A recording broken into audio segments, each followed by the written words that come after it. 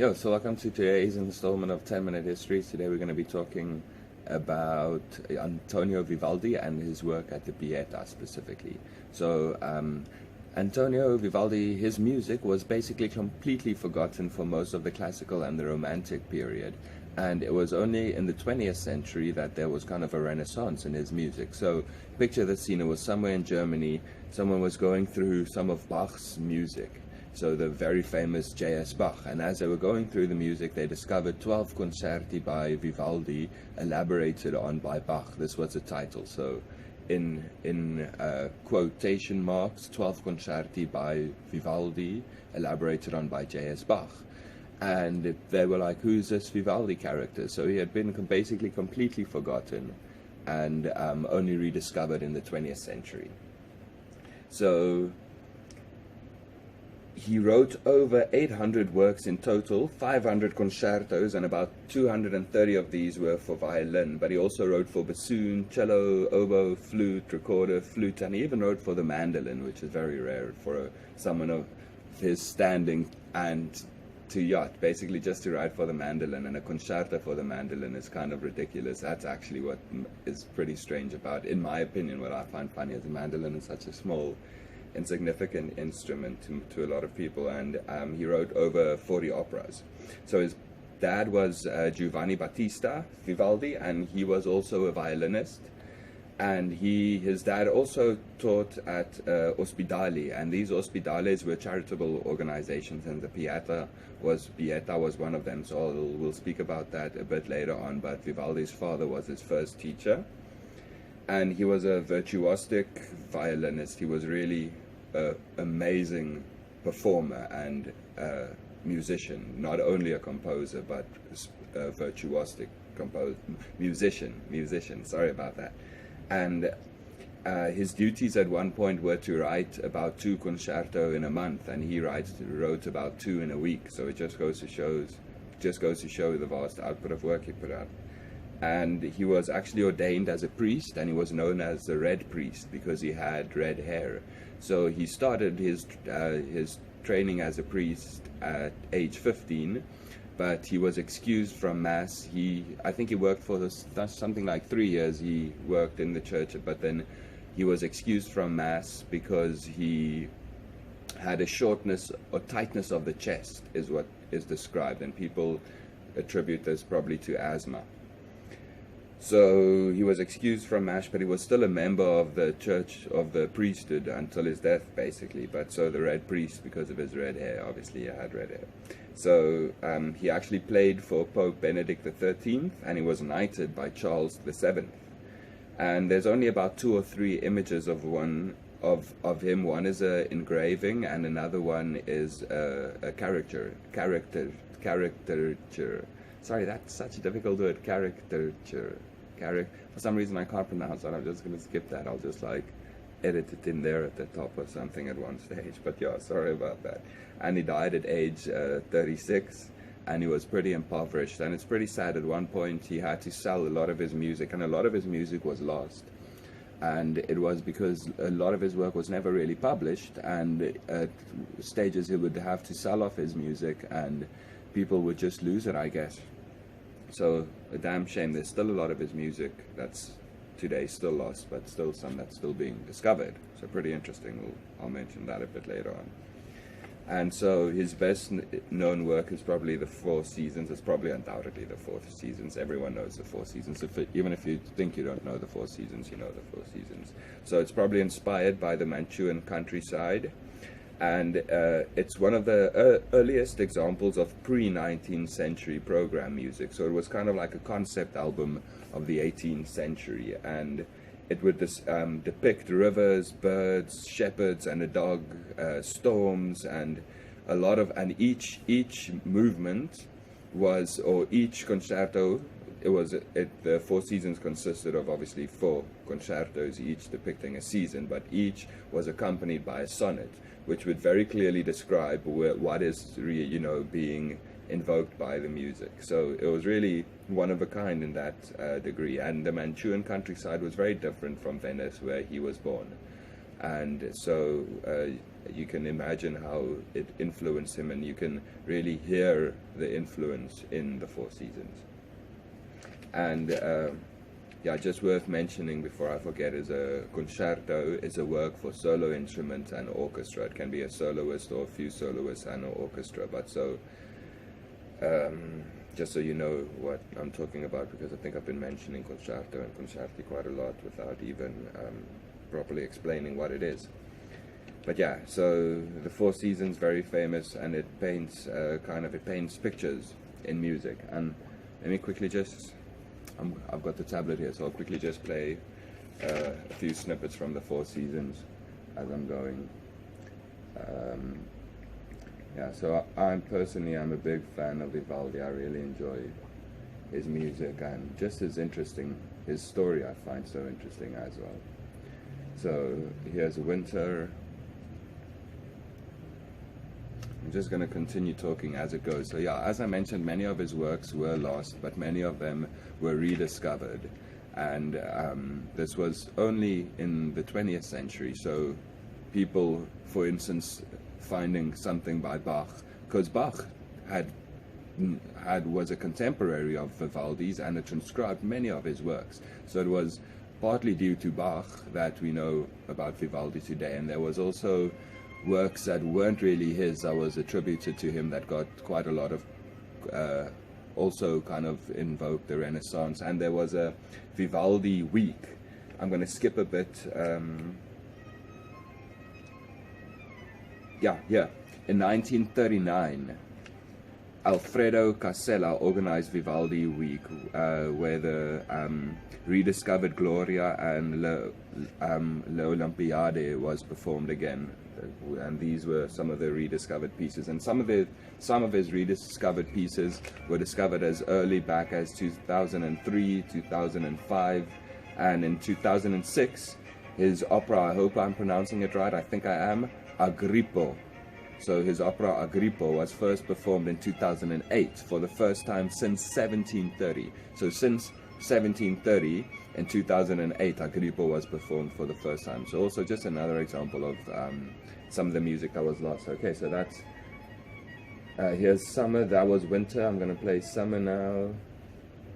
I hope you can hear actually. Okay, and yeah, obviously at that time there weren't no CDs. Sometimes he had one manuscript. A lot of his works weren't published. So that's kind of the reason why some of his works were lost. And, you know, why it was forgotten is really difficult to say, really, because his output of music was so great. You know, he really, he had he was an accomplished composer, musician. But yeah, a damn shame. But still today, at least, you know, he's given credit for the amazing things he did. So performers often say in his works, you know, there would be very little space for you to actually not improvise, but decorate and embellish the music, because he would write everything out himself. So there was very little spaces for you to actually, and during the Baroque it was known for people, you know, performers having the freedom to, you know, the composer was almost secondary to the performer, where the performer could, you know, elaborate on phrases and could embellish phrases and so forth. So the Four Seasons is the most recorded piece of it's the most recorded concerto, so the most recorded concerto ever. And let me see if I can find, I've played Winter, Summer, let me find Spring. Sorry, that's just Spring, and then Autumn. It's just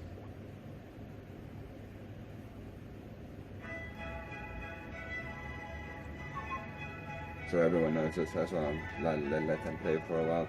Yeah, but just go listen to it yourself. Obviously, you know these pieces, you've heard them. And yeah, I mentioned this tightness of the chest, which today is probably attributed to asthma. And yeah, just hectic to think that 60 to 70 years ago, the guy was basically almost forgotten. And just something I find rather interesting about him is a lady named Anna Giro, who was a singer, and they say apparently she didn't even have the best voice, but she was a looker, and she had an amazing stage presence. And there were rumors that they were more than just traveling companions, Vivaldi and this Anagiro, and apparently the same rumors went for her sister as well, who also traveled with them. But Vivaldi adamantly denied this to a patron. And yeah, the for Concerto, just mentioning again, it's one of the first examples really of like program concerto, if you can call it that. And even today, if you go on YouTube and you type in Four Seasons guitar, you can find people playing it on electric guitars, like you can find people playing it on metal, and yeah, on like electric guitars and stuff. And yeah, so sorry, this is the second video for today. Had a bit of extra time, but I had to rush this one a bit, so I hope I covered it well. Obviously, the next one will follow, where I'm speaking about the Piéta specifically. So let's go to the Piéta now. Cool, so this is a section on the Piéta specifically. So the Piéta was located in Venice. Now, in Venice, Venice drew a lot of tourists, and especially since Mark Square was known for a lot of prostitutes, so the world's oldest profession, I guess. And because of all the foreigners, they were drew to this foreign city, and obviously everyone was looking for entertainment, which led to a pretty big sex trade. Sorry, I kind of said that softly. I kind of felt weird saying it, but yeah. So, and this inevitably led to a lot of unwanted babies. So the Piéta is one of the ospedale. I hope I'm pronouncing it right. Now, the ospedale were charitable homes for sick people, for, amongst other things, this is the one we'll be focusing on, abandoned children. So the Piéta was specifically a home for abandoned children, and it was already established in the 14th century. And here I'm going to jump a bit, but this is where Vivaldi formed a creative relationship with a lot of musicians, and most of these were, well, all of them were unwanted babies. So you could just imagine, I think he had a degree of empathy for them, towards them. And so what made the music special at the Piéta was that because he knew each individual, he worked there for, I think, 36 years. Yeah, for 36 years. So he got to really know each of the individuals, and the music really shows it. And he gave each of these children who were abandoned as children really a chance to shine, or really a chance to be a star in each piece of music. So he really gave them a chance to feel, you know, like they're worth what they are worth. And what's interesting is during times when the opera houses were closed, because opera was the most popular form of music, music was still performed in churches and at the Piéta, so it obviously drew attention, and it drew people towards the music. And the music that was performed in the church, it was done from a kind of balcony.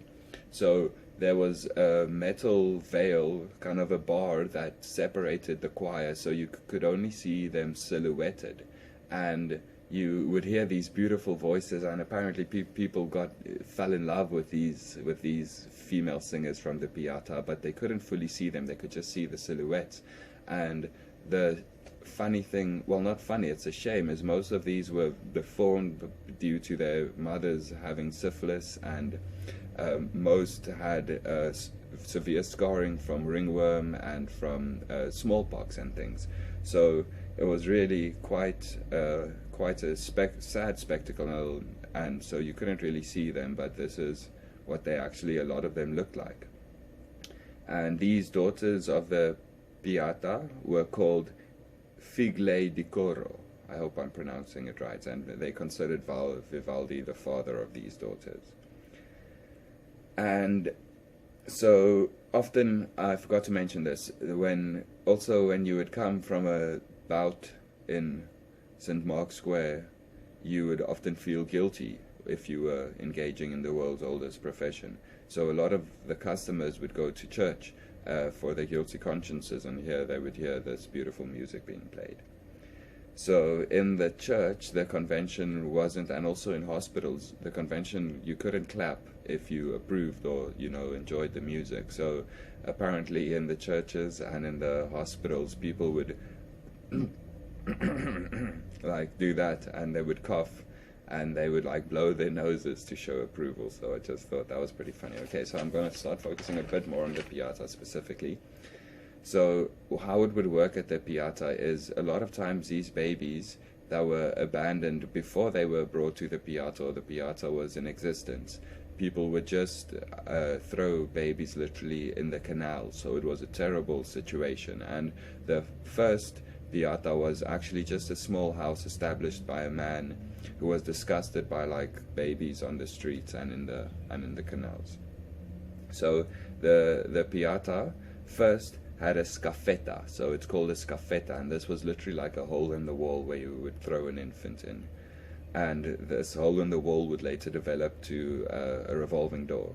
And the children, when they would come in, they would be branded with a warm iron, with a P for the Piéta. And Vivaldi was born just up the road from the Piéta, about 2 minutes walk. So Vivaldi's father actually also worked here at one of these ospedales. I'm not exactly sure if he worked at the Piéta specifically, but he also worked at one of the ospedales. And his father was also a professional violinist. So Vivaldi had started training as a priest, but he was ordained, but he stopped after I think 3 years because his voice, he couldn't apparently he couldn't conduct mass anymore. So it was in 1703 that he was hired at the Piéta, and he worked on and off there for the rest of his life. So not all of the children obviously were musicians, but many of them were educated in the field of music. So some of these worth mentioning is Bernardina. She was a violinist, and the most notable violinist is Anna Maria, and she also played the violin. And Vivaldi actually bought Anna Maria her first violin when she was only 16 years old, and this was for 20 ducats, which was the equivalent of 3 months' salary for Vivaldi. And at the same time he bought a violin for Bernardina, and this was 12 ducats. So you could just see how much he invested into these students of his. And there's a notebook, a book, they call it the Anna Maria notebook with the music that he wrote specifically for her. And it's apparently extremely difficult, and it has a lot of double stopping, 2 voices, and so forth. And another famous student or member, or one of the women of the Piéta was Aponia, and she was a singer, for instance. And there was a few rebels, like for instance I'm going to mention Santina, and apparently she was a fat spotty lady, and she sneaked out one night to visit her boyfriend, and when she came back obviously she was in a lot of trouble, and she got sentenced to 3 months in the jail. So the Piéta actually had its own prison, and they eventually found out she was pregnant, and she couldn't leave the Piéta until the boyfriend had come to apologize. And then obviously she had to leave the Piéta, and she and the boyfriend was married the same day. But just what's funny is after you got married or you were sent from the Piéta, you couldn't perform music in public anymore, but she did, and she actually became a rather notable opera singer. And how they know she's fat and spotty is because of a little cartoon illustration someone made of her back in the day. So I just thought that was pretty funny. So that's Santina. So the most notable figures is Anna Maria. She was a violinist. Bernardina, another famous violinist. Aponia, who was a singer, and Santina, who became famous afterwards. And there was over 150 people who you can trace who actually studied underneath, and many more you can't, because it's actually very difficult to trace some of these accounts and so forth. And just I feel worth mentioning is the fact that he was very respected and valued at the Piéta by the students, by his peers, and so forth. So he also wrote several works for a Teresa, and this was cello concertos, and he wrote 27 in total, but apparently quite a few of them were specifically for Teresa. And there was a lot of dispute at one time whether the music there, because it had obviously bass parts which were very low, and there was dispute amongst musicologists whether they thought either they sneaked in men to stand behind the veil or the metal bars, It's not really bars. I wish I could describe it better. I'll find another word to describe it better. But either it was men, or it was cellos and basses, or they just transposed the bass part upper octave. And it was actually traced that there was two basses, women. The one was called Anna Dal Basso, who could actually sing those ridiculously low parts. So, and there's Vivaldi has a trio that's written for vocal, for bass, tenor, and alto, and it comes in that order. So bass coming in first. Yeah, so that's on the Piéta, and I'll speak about Vivaldi separately in the previous. Well, obviously I would have spoken about Vivaldi in the previous video. Cool. So we'll catch up later. I just thought that's pretty interesting about the Piéta. Just something I forgot to mention is that when you would drop off your kid at the Piéta, or your baby, or if someone would drop off an unwanted infant at the Piéta, they would have an option to, let's say, take something like this, like two halves of something, and leave one half with the baby. And if they were to return one day with the other half, they could raise the kid if they happen to change their mind. So this could be like half a page, half a map, half a coin, half a anything really. You could just return. So there was that as well. But just thought this is an interesting part of history and worth mentioning for Vivaldi. And I just think it's quite beautiful, the fact that. Sorry, I'm just going to take a sip. I've been talking for so long, and usually my voice starts getting a bit dry. But just that, this he really worked and had a love for these kids in a very bad situation. Cool. So we'll catch up again soon. Just before I forget, something I just wanted to mention that I didn't put in my other notes is that the Piéta was, you'll find out more about the Piéta obviously a bit later on, or you've already heard about it. I'll figure out where I'm going to edit this in. But the Piéta was only women. The boys, at the age of about 15, 16, they were taught a craft when they came in, and they had to leave at about age 15, 16, where they were basically put into the workforce. And at one point, the Piéta received about 4 babies a day. So you can imagine that's crazy amounts. And a lot of them would die, in fact. And Mickey White, I think, needs a lot of credit given to her. She's done a lot of research on Vivaldi and the Piéta. And she's she's a photographer. So not even a professional scholar, but it just goes to show, if you've got a passion for something, you can, there's nothing holding you back to really, accomplish things with it. Cool. And yeah, the Piéta just means compassion. So just thought those were interesting facts. I'll probably put this at the end. So in the same breath, then I guess I'll catch you guys again next time. Cool.